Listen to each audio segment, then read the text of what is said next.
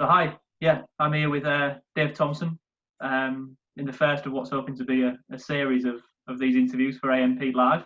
Welcome, Dave. How are you? Good morning. Yeah, I'm fine, Alex. Thanks very much. It's a beautiful day here in Warrington. Good, good. Yeah, he's here as well in St Albans. So you're managing the lockdown well. How are you doing? It's been a bit tough. The nature of the business that we're in, the charity and the business arm, as you can imagine, one of our biggest strengths in the normal day-to-day industry is that the majority of our staff are disabled people. 83% of us are disabled people, either wheelchair users or various forms of disability. Sadly, that also has a kickback aspect when in the first sort of 2 weeks of the COVID sort of crisis, 21 of our staff literally were taken away because of the 12-week sort of isolation. But sadly as well, we've lost 7 people associated to the charity and the business who sadly died, including my dad, who died last week. So it's been a bit of a tough time. That said, we're still operating. We've scaled back everything to operating from the main centre for independent living, but we have a number of services that very much complement what health and social care are doing. So we've been daily contact with them. Yeah, I'm obviously very sorry to hear that with the team and your own dad. How are the staff? How are they all coping in general? And again, generally good. We've got communications on a daily basis. I make sure I ring most of the staff at least once a week, just to keep in contact with our lead on human resources has actually set up a workplace. It's like a Facebook sort of process, but literally sort of on a daily basis. And we've got some real characters in our team, some really, really good people who are great at quizzes, great at sort of setting challenges, exercise. We've got 2 fanatics doing chair-based exercise, which I refuse to get involved in. But it's quite. No, last time I did chair-based exercise, I fell out of my wheelchair, so I'm not doing it again. But yeah, we've got some really good characters, and I think it's the motivation and keeping the team involved and making sure that we've even held sort of meetings, staff meetings, and sort of come up with new ideas. And the great thing is that when staff have got time to think, they do actually sort of create new ideas. And we've got 3 or 4 new things that we were doing in post lockdown, I should say. We'll come out of this, I feel, quite strong. yeah, I think it's been quite a time for, obviously there's been a lot of issues throughout the pandemic, but it's also been a time for reflection and a time for people to take Absolutely. that step back and look at things wider. What type of initiatives or plans have you come up with for that movement as we progress through it? Well, I think the assistive technology side, we've got 3 people who are very heavily involved in that, and it's given them time. 2 of them are furloughed, one's working, he only works part-time anyway, but it's given the 3 of them very much time to research, do more research, and they've come up with some innovative ideas about how we're going to be pushing that forward.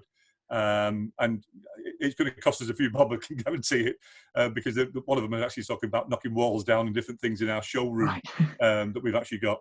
The other side is actually we've realised that the stairlift side, and it's something that we're finding it quite difficult, but we've got expertise within our team, and we've got people who are actually willing to go on courses after all this and take on some of the stairlift, especially the maintenance side and installation. So we've got new ideas. The other one is very much building upon the fact that we've got the majority of our staff are disabled people, is to do a peer support project, very much around when I first had my accident, I took a lot of support from another guy called Dave Connor, sadly not with us now. He died a few years ago, but Dave was very much my mentor in the early days, working with us on things that not normally you would get from a normal mobility and retailer. But it's things about bowels, bladder, sex, pressure areas, looking after yourself, the welfare side. And if you look at our team, we've got a number of amputees, we've got a number of people with MS. And if you look at how they support each other by mutual support, and we're going to really build upon that. And that's what we've been doing. Part of our Zoom meetings has been getting those people in those little groups to talk to each other, especially around wound care, around amputees. They've got a very common feature about wound care. So yeah, we're going to build upon that after this out. Yeah, you mentioned obviously Zoom there as what we're on now, and that mentor and things with communication. How important has communication been in sort of trying to get you in the team and what you do through this? Massive. And as you said when we first started, before we started recording, the fact you're able to see people's faces, you're able to see people's reaction, that's vitally important. I'm a firm believer in emotional intelligence, And you can't really gauge emotional intelligence by having a telephone call, because people can often mask or their voice. You can't really tell. But when you've seen people's reaction, you see their faces. And we've actually picked up one or two people that, even though they're furloughed, we've had to try and find things for them to do, because they're literally, it's cabin fever, as it's called, isn't it? Yeah. And we've noticed that through our daily meetings and our weekly meetings, and spotted sort of one or two people that were struggling, and we found ways to support them. Yeah, it's that mental side of things. Obviously, you're off and you furloughed, but it's keeping going, keeping active, keeping things to do, and keeping the mind working, giving yourself something to think about day by day and week by week. Especially with no end goal. Well, no end date in sight necessarily. That's important. Well, the other side is we've actually been able to encourage one or two of our team to actually volunteer there's 3 of them working in food banks. So we've actually been able to use. We've got a community cafe on site here at the Centre for Independent Living in Warrington called Galleries Cafe. It's ours, we run it.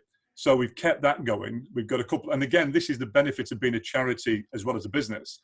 We've been able to attract 1 or 2 charity grants, and we're now running a free home delivery service of hot food and cold snacks to housebound people. So these are people who are really sort of stuck in their homes for 12 weeks, and people who are often, not necessarily they can't get out at all, but they don't want to go out.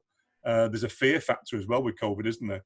Yeah, so we've been picking up prescriptions. We've been delivering a couple of days ago, and again we got a small grant to do home deliveries of small aids. We've sold more continence pads in the last 6 weeks than we've ever sold. It's been amazing.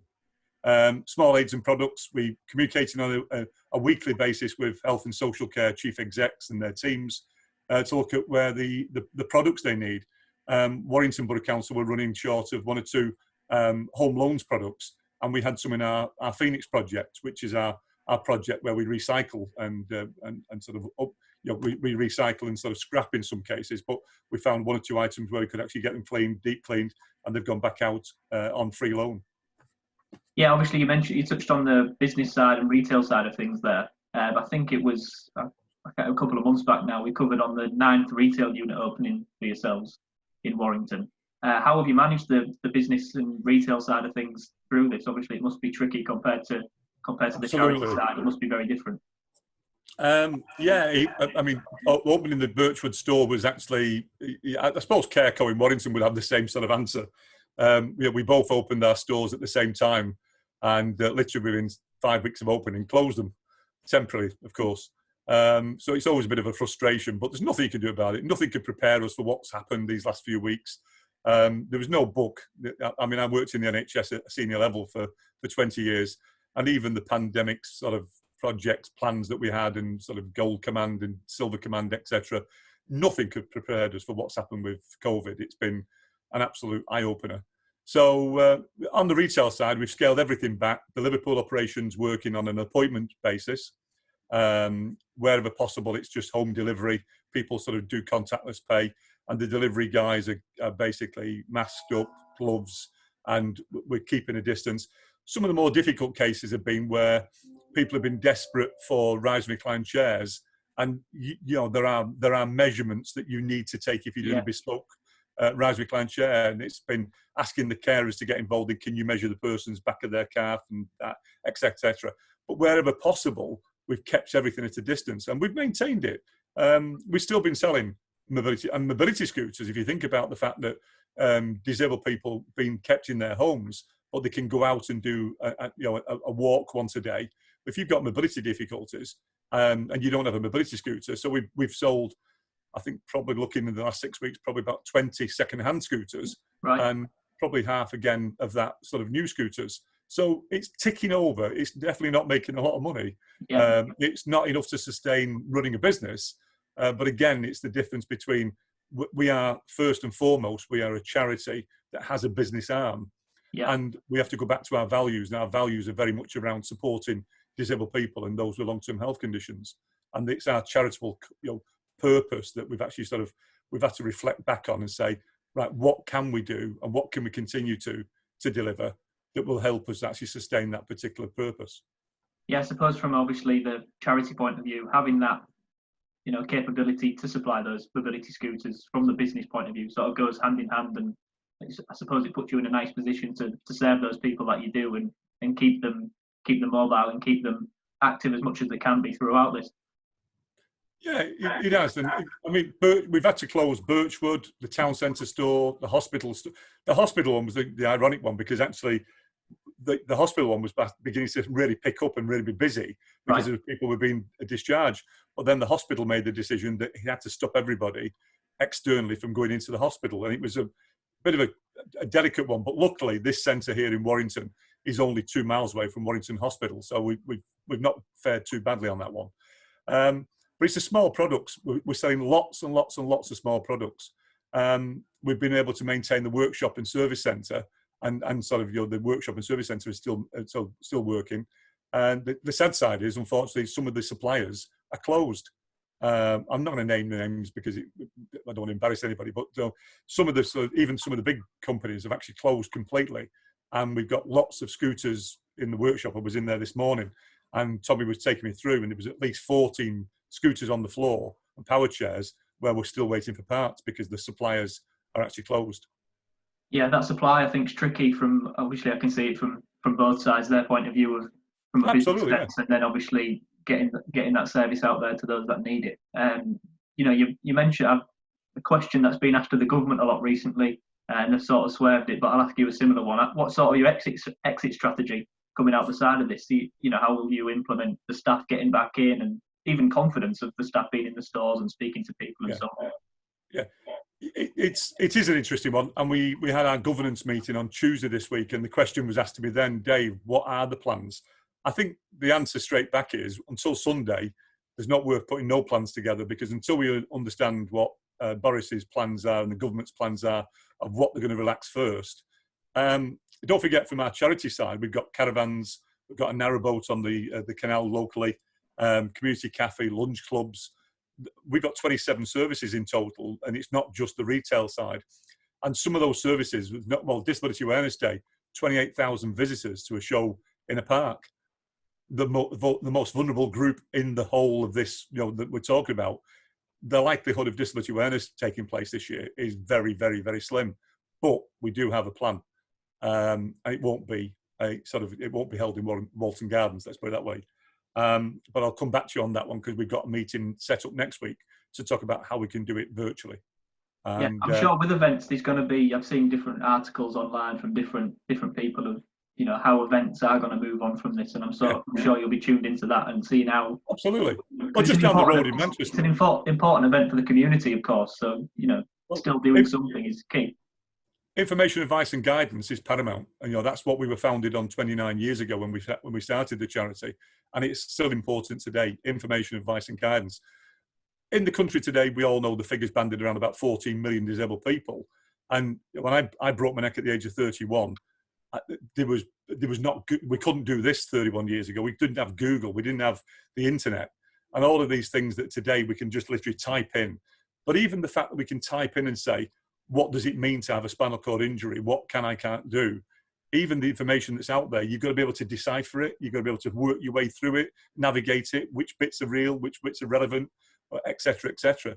So we're still always going to need that face-to-face information, advice and guidance. NAIDEX, Kids Up North, Kids to Adults, all the shows that are out there.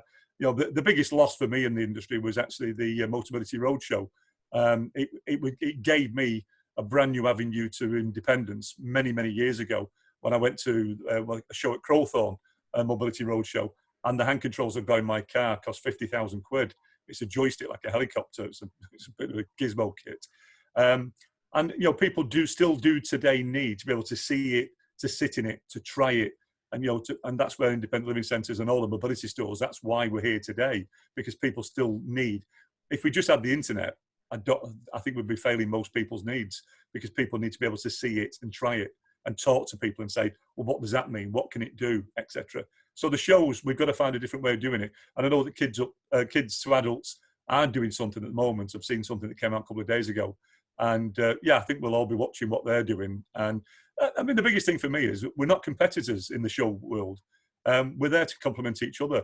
I know we always actually set our date around their dates, and they do their dates. And it's pointless us competing, because we're not NAIDEX, and NAIDEX are not Dad, and Dad's not Kids to Adults. We're all very different, but in the same field. Yeah, and they all come in together, as you say, and complement one another. Absolutely. Just on that communication point, obviously, I mentioned a bit about the staff and the team at your end. How have you communicated with customers and users on, obviously consultations are quite difficult at the minute, as we mentioned. How's that worked? Yeah, well, we're actually quite fortunate that we've actually got a good database of customers. Sorry, a good database of customers, and we've been able to actually contact them by email, and some of them are joining us on the sort of the Zoom meetings. Some of them we've got one of our forums is called the adults forum is called Staying Connected, and luckily 2 years ago we started doing Staying Connected cards and asking people to give us permission to keep them connected to what we're doing. So we've been able to do that. We've got another grant that we've just got to be able to hold Zoom meetings with Staying Connected, and at the moment we've got 127 people, most of them are customers, who've actually agreed to actually join us on those meetings. We've got a young person's forum called Your Voice. And on the Your Voice side, I mean, they've been more social than anything else. They've been contacting each other on a daily basis, having quizzes and sort of quiz nights and different things. Bingo. I mean, I never expect to see a 14-year-old playing bingo, but they love it. And I think it's just actually sort of doing things a little bit differently. And it's not just phone calls. We've got 62 people who use our lunch clubs, our older person's lunch clubs. And to hear their voices when you ring through and say, "Oh, Dave, I didn't realise that you're the boss. I didn't expect a phone call from you." But it's just keeping contact, because the one thing that we have all got the same, Alex, is we're all human beings. We crave contact. We crave that contact. And there's nothing more distressing than when you hear the cry of an old person that's been stuck in the house. This morning, I had a guy he's 51 years old, PTSD, he's got one lung, he's got osteoarthritis. He lost his PIP and didn't have the confidence to appeal it. And he's been stuck in the house since the second week in February. Hearing that guy this morning, and he was crying. He literally was sobbing on the phone when I said to him, I said, "Look, if you can't afford a new scooter," and again, the difference that we've got that some of the mobility dealers don't have, that straight away I said to him this morning, "We found you a second-hand scooter. It's about £600, 8 mile an hour. We'll guarantee it." And I straight away was on the phone, and we got 3 local Rotaries and round tables and a Lions Club to basically give us 200 quid a piece. That's the difference. But they're the things, and that communication and giving that guy the independence back. We couldn't have done it without communication. Yeah, exactly. Just giving him a call, and obviously you wouldn't have known that. No, Like you say, without getting in touch. Obviously, as you mentioned about exit plan and moving on, so you do seem quite positive, to move forward and be productive afterwards. confidence is a word that I would say, yeah, it's been tested. There's no doubt about it. I think the fight and flight syndrome sort of kicked in probably week 2 of all this. I was extremely worried. I've worked 29 years leading the charity. Even though I had a career in the NHS for 20 years, I was still the chair most of that time. And I think it was probably week 2, I was getting really worried about, would we reach 30 years? We basically opened Birchwood that cost us a lot of money, as you imagine, opening a new store. Yeah, We just put in a brand new server across the whole organisation, invested £40,000. If we'd have known that this was coming, we wouldn't have done those things. Yeah. We wouldn't have opened Birchwood and invested £40,000 in the new IT. But yeah, confident in the sense that we've got a good team, we've got a good board. We've got a big announcement of a new board member, which will, this guy's an industry expert, and I'll release that in the next couple of weeks. But we've got a good board behind us. We've got good supporters with our local authorities in the NHS. Got a couple of businesses that are really big supporters of ours who've pledged that they will support us with any cash shortfalls going forward. And I think that's the difference between being just a business or just a charity. We're able to flex between the two. But again, just talking about that, how do we get back to where we are? It's literally just looking at when the Golden Square, the big shopping centre in town centre opens, then we'll start to look at opening our town centre shop. Then we'll start to look at opening the shop mobility service down there. When we can actually do the cafe in a different way and maybe go back to normal, we'll reintroduce our lunch clubs. So it's basically step by step by step. And it's just following the lead of what the government allows us to do. The other things like 12 people on a narrowboat. I mean, you can't get much closer than 12 people in a narrowboat. That, I think, will be very much later down the line. We might not see the narrowboat back on the water in an operational sense. We have to go down every week and make sure it's basically, the pumps are working, etc. The caravans in North Wales, again, same situation. When will that be allowed to happen? We just don't know. And I think there's no point preempting it. It's just a case of being prepared and making sure. We've been going around all the shops and all the services, making sure, we're doing all the flushing out of the systems and making sure the toilets are working. And we're still doing sort of maintenance. In fact, if anything, it's given us more chance to do some maintenance work, because our 2 maintenance guys are still working through this process. We haven't furloughed them. We've used the downtime to actually do some of the smaller jobs, and some of the work we've been doing is jobs that we never get a chance to do when the shops are open and when the services are open. So, yeah, I think that's quite, as we said earlier, about reflecting, but also, not just from that sense, people have been able to use it to be productive and do things that, those jobs you've never got around to doing, whether that be personally at home or even, at work, and using stuff like that. So, there are a few positives to come out of it, I think.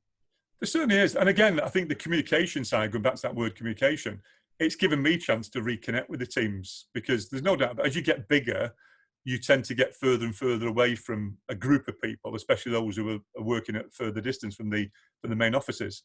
And having that chat and having that time to really reconnect has been very valuable, because it's not just about them, it's about their families. How are the families coping? One of our guys lost his grandson. He was 28, he got killed on a motorbike crash. Under normal circumstances, that might have been a quick card in the post, or might have been a quick phone call, but we've been able to speak every 2 or 3 days over the last few weeks. And it's been really valuable, because we've been able to reconnect as well. So for me, it's sad to say it's not all negatives. I mean, God forbid, none of us wanted 30,000 people to die. None of us wanted the pressure that the NHS and services have been under. But the positives that can come out of it, and there are some, is that connectivity, that building the teams, and the customers, and giving that confidence to the customers that we're here. I mean, I can just try and show you behind me, but my office is a bit like a PPE storeroom. We support 700 personal assistants through direct payments and personal health budgets, and we do all their payroll. And we've got literally thousands and thousands of pounds of PPE equipment. And again, it's donated. So it's equipment that we give to the PAs free. These are the types of services that, in addition to our day-to-day work around being a retailer, that we do from our charity work. And it's very rewarding. And for those who are working, it is extremely rewarding. Yeah, I suppose for the full team, whatever input they're going to have through this, and afterwards, it's going to be a rewarding process from that sense, to make sure everyone's all right, keeping communication and so on. So that's important. It is. And I think it's that giving them chance to actually have an input as well. Because when people first heard about the word furlough, I mean, we'd never heard the word furlough. No. It was American terminology. I mean, people were quite worried that they were being laid off, and in a sense it is, but they're getting their salaries. We've been quite fortunate that we've been able to continue to pay them 100%. And that's the difference as well, because we see that we're not a big payer. We don't pay commissions. And at the end of the day, when people join our team, they join it as a vocation, rather than wanting to earn big money. And for me, that's the difference between what we're able to do and what other companies might not be able to do. Yeah, that's great. Yeah, I just want to say, obviously, from the AMP team, thanks for joining us today, Dave. And no, you're welcome. Best wishes to you and your family and the team the team you work with. So thank you. And good luck to you guys. I mean, the information you send out to us on a daily basis, I mean, it's vital, that communication link, again, on that strategic level, and understanding what the rest of the industry are doing. It's great. And we will get through this. We'll get through it together. And I'm sure as an industry, none of us have ever in our lifetimes have ever gone through anything like this before. But we can learn from people like, Captain Tom, and that initiative, and some of the stuff that's going out there, some of the initiatives that's been out there. The way that people have reacted to this has been really, really encouraging. And I can't wait for if trade days ever comes back, and I can't wait for NADEX and to see some of the trade again, and sort of being able to and I think there's going to be lots of hugs. There's going to be lots of tears when we do see each other again. And I was on to Jane from the BHTA yesterday, and people are still doing what they're doing. You guys are still getting that information out there, and the trade is still ticking over. And that's what we've got to do. We've just got to make sure the engine's still ticking over. And when this is through, we start to really provide. We can't just go back to day one the way we were. We will have to wear PPE, there's no doubt about it. We will have to do social distancing. We will have to find new ways of doing things. But the bottom line is, at the end of the day, people will still need our services. 31 years ago when I broke my neck, I did not know half of the equipment that's available to enable people to live a more independent lifestyle. And that's what we as a trade do on a day-to-day basis. We empower people, we improve people's lives, and we'll continue to do so. Yeah, I agree. Cheers, mate. Thank you, Dave. Take care.